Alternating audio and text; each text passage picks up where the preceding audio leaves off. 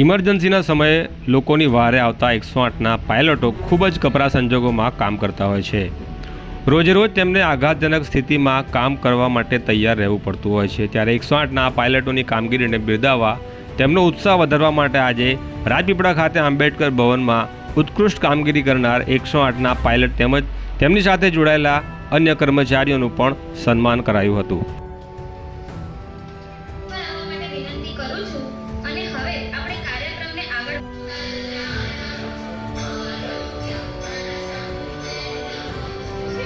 મારું નામ પ્રદીપ જાની છે. હું સુરત જિલ્લામાં છેલ્લા 12 વર્ષથી એઝ અ EMT તરીકે નોકરી કરું છું.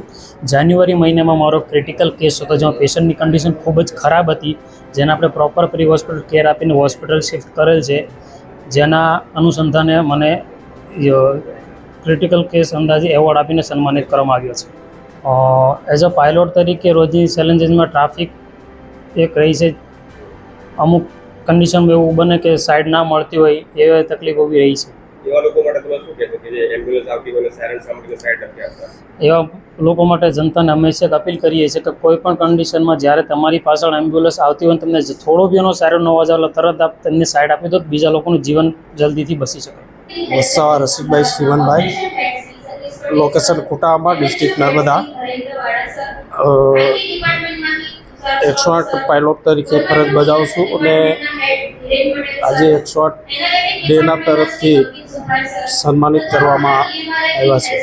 આજનો કાર્યક્રમ એ અમારા પાયલટ મિત્રોને સન્માનિત કરવાનો દિવસ હતો. દર વર્ષે અમે EMT ડે અને પાયલટ ડે ઉજવતા હોઈએ છીએ અને આ દિવસ 4 રિજનની અંદર હોય છે. સાઉથ ગુજરાતની અંદર આજે રાજપીપળાની અંદર ઉજવાઈ ગયો આ પ્રોગ્રામ, જેમાં સાઉથ ગુજરાતના દરેક જિલ્લાના લગભગ 83 એવોર્ડીઝને અમે એવોર્ડથી સન્માનિત કર્યા.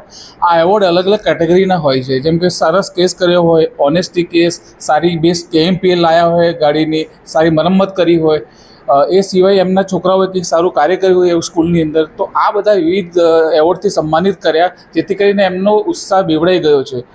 અને આ જ પ્રોગ્રામ ગુજરાતની અંદર 4 રિજિયનમાં થયા, જેમ કે અહીંયા રાજપીપળામાં, જામનગર, દાહોદ અને હિંમતનગરની અંદર ઉજવાઈ ગયો આજનો દિવસ.